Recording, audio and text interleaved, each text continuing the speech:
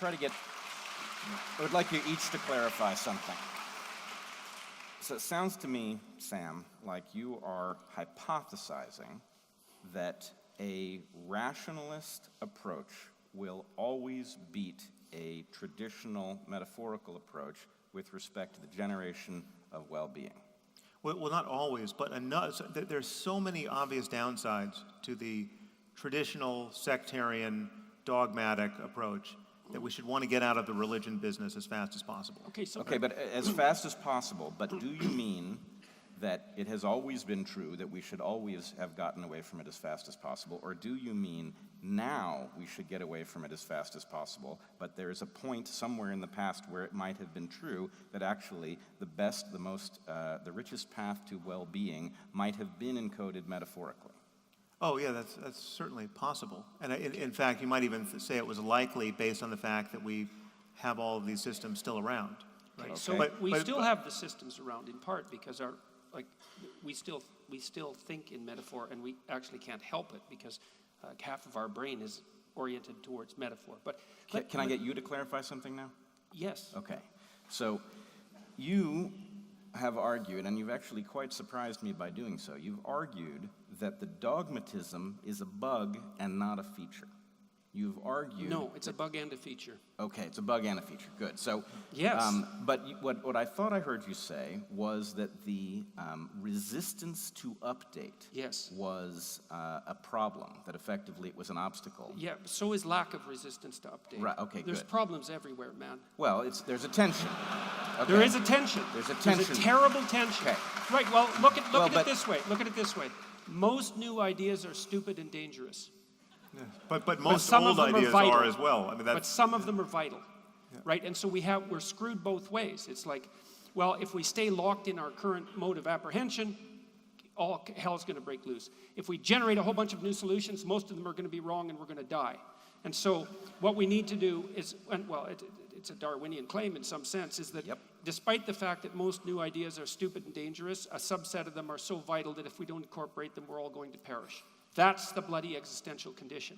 And so now, and part of the issue here, and I think that this is, the problem is that, let's take the dogma idea. Okay, so there's the dogma incorporated in the books, but I'm going to throw away the books because the dogma was there before the books. And then the question is, where was the dogma? And the answer was, the dogma was in the cultural practices, and in the agreement that people made with regards to those cultural practices, but it was also part and parcel of the intrapsychic structure that enables us to perceive the world as such.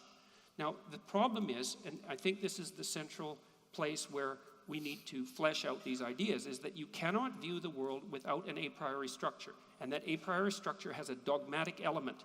And so you can't just say, well, let's get rid of the dogma, because you can't perceive the world without a structure. It has an uninspected element. So if you're talking about just perceiving the world, yes, we have perceptual structure that allows for us to perceive the world, and we know that there are failure states, right? So we know, for instance, that we've evolved to perceive, in visual space, based on a literally neurological expectation that light sources will be from above, right? And so we know that we can produce visual illusions based on gaming that expectation, right? But that's not the same thing as a dogma subscribed to by some subset of humanity that is antithetical to another dogma subscribed to by another set of humanity that has nothing to do with underlying biology. That's something that's changeable. It's not so obvious. No, but it's changeable in real time based on just conversations like this. Like, we could have, I get emails from people who can point to the paragraph where they lost their faith, right? Where in reading Richard Dawkins or hearing a debate between me and some theologian, where it's just, I know the Muslims are wrong about the status of the Quran. Let me take that spirit of criticism in the internal space of my own culture, and what moves? Well, a dogmatic attachment to Christianity has to move by that same standard. Well, and it's possible to do that, and that's not a matter of getting into the brain and changing your perceptual apparatus that has. Oh, here, let me ask you a question. So this is one of the things I've been thinking about. So this is designed to point out the I'm not making the claim that the idea that we should ground values in facts is wrong. I'm not going to make that claim, although I think it's way more complicated than we've opened up so far. But I would say is, I think, relatively easily demonstrate a situation in which you cannot find the value from the facts. So let's say you own an antique. Okay, it's valuable. And you think, I'm going to take this antique apart and I'm going to find out where the value is.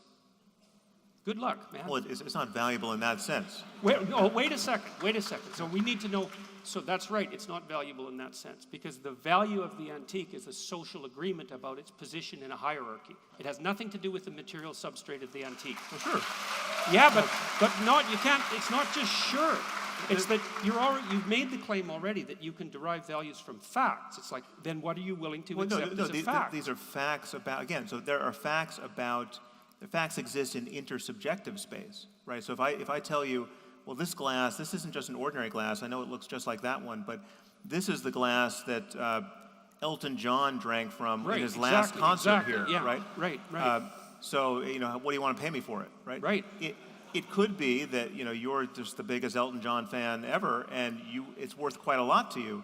Now it's a kind of evident, it's not value intrinsic to the glass, but right. it is a...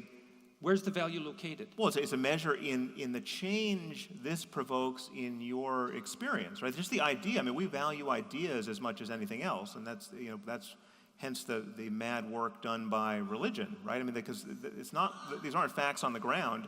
These are ideas that rule people's lives. I mean, people spend their whole life afraid of hell. Okay, right? It seems to me that it's easier in some sense, rather than to relate the value of that. And I love the Elton John's glass example. I was going to use Elvis Presley's guitar. It's here. I will tell it to you. It's like, where in the guitar is the fact that it's Elvis Presley's guitar? Well, it's nowhere in the guitar. Well, what is it in? Where is it then? And the answer is, it's in the dominance hierarchy of values that's been socially constructed around the guitar. It's located in interpersonal space. And that location, so value is located in interpersonal space. And if you want to say, well, that's also a fact, it's like, okay, but we're starting to stretch it's a fact the about the beliefs and desires and conscious states of all the people involved. Okay, right? well, that's the only place where it exists. That's the only place where the idea of Elvis's guitar can show up. Okay, well, I'm trying to figure out then, you see, because what seems to me to be happening, at least in part, is that we can stretch the